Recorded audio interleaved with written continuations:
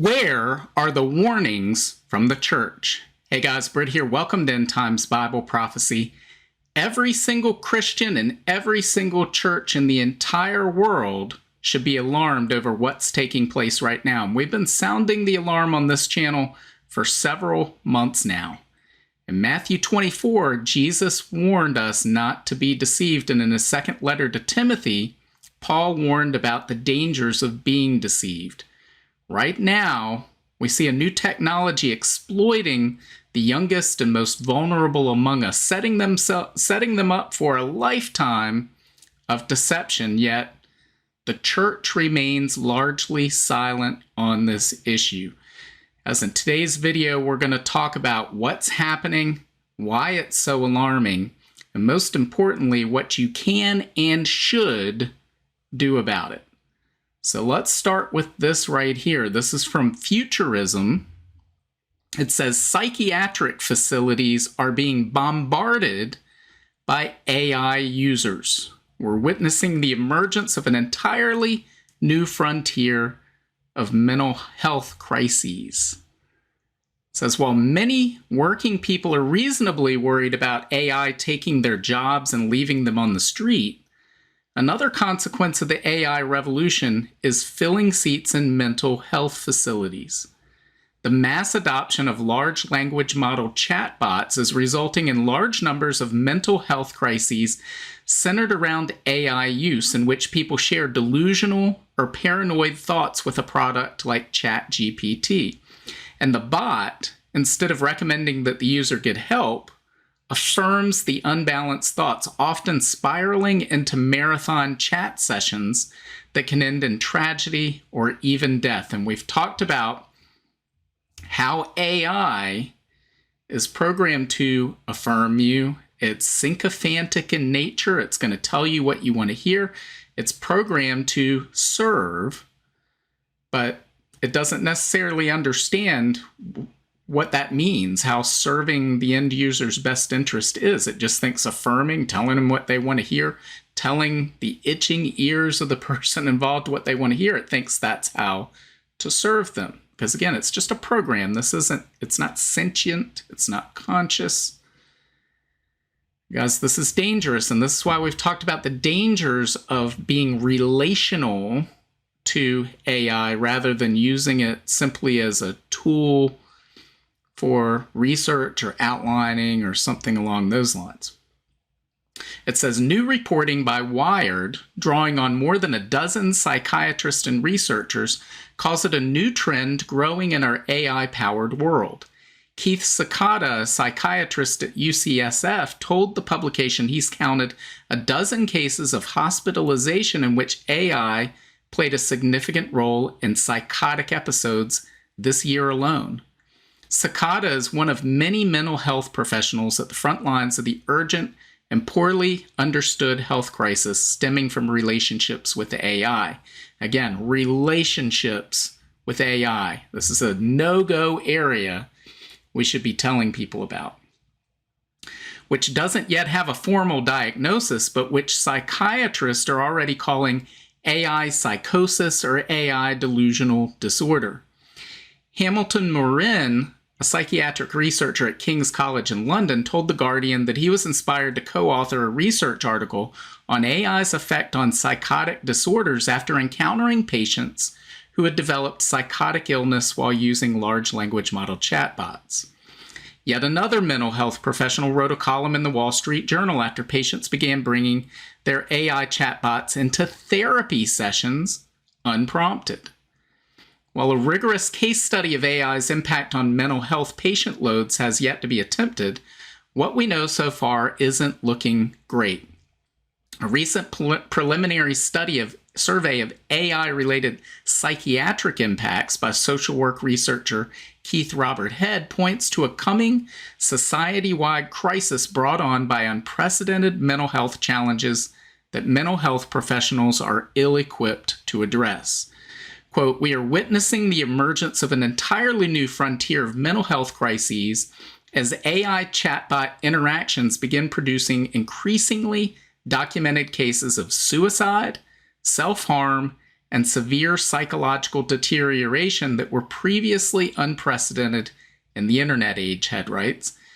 Indeed, the stories emerging so far are grim, while there remains something of a debate over whether large language model chatbots are causing delusional behavior or simply reinforcing it. Real-life stories paint a disturbing picture, and I think it's important to understand these real-life stories, guys, because people remember stories. They don't remember a survey or some journal paper that somebody wrote, that a psychiatrist wrote.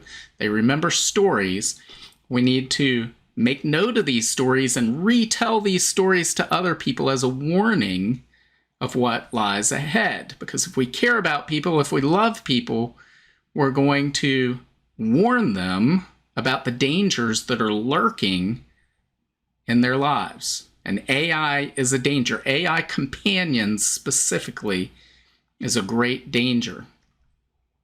It says some involve people with a history of mental health problems who were managing their symptoms effectively before a chatbot entered their lives. In one case, a woman who had been treating her schizophrenia with medications for years became convinced by ChatGPT that the diagnosis was a lie. She soon went off her prescription and spiraled into a delusional episode which arguably wouldn't have happened without the chatbot. Other anecdotes suggest that people with no history of mental health issues are falling victim to AI delusions. Recently, a long-standing OpenAI investor and successful venture capitalist became convinced by ChatGPT that he had discovered a non-governmental system that was targeting him personally. In terms online observers quickly noticed that appeared to be drawn from popular fan fiction. Another disturbing tale involved a father of three with no history of mental illness, spiraling into an apocalyptic delusion after ChatGPT convinced him he had discovered a new type of math. So guys, we're seeing more and more of these stories. We've been over some of these in the past. We have a few more that we can read in this article by Jonathan Turley, where he writes about AI, the new frontier of torts. In other words, this is becoming an issue of liability, and people are suing OpenAI and some of these other creators of artificial intelligence for what it has done to their family members. So this has some additional stories that I think it's important for us to look at. So he starts this column off. He says, quote, "I know what you're asking, and I won't look away from it." Those final words to a California teenager about to commit suicide were not from some manipulative friend in high school or sadistic voyeur on the internet. Adam Rain, 16, was speaking to ChatGPT, an AI system that has replaced human contacts in fields ranging from academia to business to media. The exchange between Rain and the AI is part of the court record in a potentially groundbreaking case against OpenAI, the company that operates ChatGPT. It is only the latest lawsuit against the corporate giant run by billionaire Sam Altman. We scroll down, we read more such stories. It says OpenAI is facing other potential litigation over these poorly trained, quote, poorly trained AI agents. Writer Laura Riley wrote an essay about how her daughter, Sophie, confided in ChatGPT before taking her own life. It sounded strikingly similar to the Rains case. Quote, AI catered to Sophie's impulse to hide the worst, to pretend she was doing better than she was, to shield everyone from her full agony. While OpenAI maintains that it's not running a suicide assistance line, victims claim that it is far worse than that. Its AI systems seem to actively assist in suicides. In the Rains case, the family claims that the system advised the teen on how to hide the bruises from prior attempts from his parents and even told him if it could spot any telltale marks. The company is also accused of fueling the mental illness of a disturbed former Yahoo executive, Stein Eric Solberg, 56, who expressed paranoid obsessions about his mother. He befriended ChatGPT which he called Bobby, a virtual companion who was accused of fueling his paranoia for months until he killed his mother and then himself. ChatGPT is even accused of coaching Solberg on how to deceive his 83-year-old mother before he killed her. In one message, ChatGPT allegedly told Solberg, "Eric, you're not crazy. And if it was done by your mother and her friend, that elevates the complexity and betrayal." After his mother became angry over his turning off a printer, ChatGPT took his side and told him her response was, quote, disproportionate and aligned with someone protecting a surveillance asset. At one point, ChatGPT even helped Solberg analyze a Chinese food receipt and claimed it contained symbols representing his mother and a demon. So guys, these are real life stories of people who have had their lives ruined by going down this rabbit hole. Now again, AI chatbots are a tool. Again, we've talked about like fire. So they can be used for good purposes. They're not inherently evil. You can use them to research things, to outline things, to maybe carry out certain automated tasks, to make life more efficient and easier. Who knows? There are all sorts of different use cases that are being presented. I'm sure some of them are good. And just like fire, you can make a fire, you can keep yourself warm in the depths of winter, you can cook your food with a fire. But if you mishandle the fire, you'll catch on fire, it will consume you, it will snuff out your life. And the same thing is happening with AI and some of these stories that we're seeing. Guys, we need to be warning those around us about AI companions in particular. Seems to be a distinct problem and a pattern that's emerging with all of these cases where people are talking to AI as if it's a real person. They're forming relationships with AI, both friend relationships as well as boyfriend-girlfriend relationships, romantic relationships. They're going down these dark pathways. We're even seeing, we've looked at AI afterlife services where people have uploaded pictures, video, sound clips of deceased loved ones, and AI will create 3D avatars that look and sound and talk like that person's deceased loved one. Of course, this is a practice called necromancy.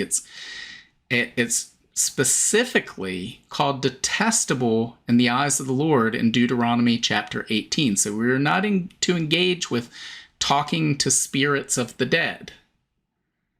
It's not something we should be doing, whether that's with a crystal ball in some dark lair or whether it's with AI on your phone or your laptop computer. These are practices you should stay away from, you should not engage in. Guys, the church needs to take the lead on this. We need to be warning people about this because these ads for AI companions are everywhere. They're all over social media. There are children in your life, I'm sure, whether it's your own children, your grandchildren, your next door neighbors, maybe even co-workers or students, whatever it may be, that may engage with these AI companions, thinking at first there's no harm in doing this. But they don't know these stories. They don't know the dangers. No one has warned them. We need to be warning them, and we need to be telling them about what Jesus offers, about the hope we have in Jesus Christ. And we should be meeting together as a church, that you should not only have a relationship with Jesus Christ, but with other Christians who can guide you based on the Word of God and the truth that's found in the Bible. That's what all of these people who are engaging in these types of relationships with AI are looking for. They're looking for someone who cares. And that needs to be the church. It needs to be us. It needs to be you and me. We need to be reaching out to people, warning the people around us, and pointing them to a direction where they can find the connection they need, connection that's based on the Holy Spirit and on truth, and not on a sycophantic algorithm that will feed into the worst of their desires or imaginings, that will take them down a dark path. Because Satan would love to use this to lead people down a dark path toward their own destruction or toward the destruction of others. As this is a dangerous tool we've seen emerge in our modern day society, and too many people, they don't understand the implications of it yet. It's on us to be warning people, to be telling people. So make sure you're telling all the people around you about the dangers of AI companions. So guys, that's what I've got for today. Leave your comments below. Maybe a little delayed in responding to some of those comments because we are getting ready to head off. In fact, we're traveling today for the Victory in Jesus Prophecy Conference in Norman, Oklahoma. This is put on by Prophecy Watchers. So I'll be there. Hopefully we'll be able to see some of you there. It's Thursday through Sunday that this conference is going on. So there will probably be a delay. If you're sending me some messages, there might be a delay in me responding. The reason why is I'm at this conference. But if you're at that conference, please stop by and say hello. We can't wait to see you. So guys, let me know what you think. Leave your comments below, and God willing, I'll see you on Friday.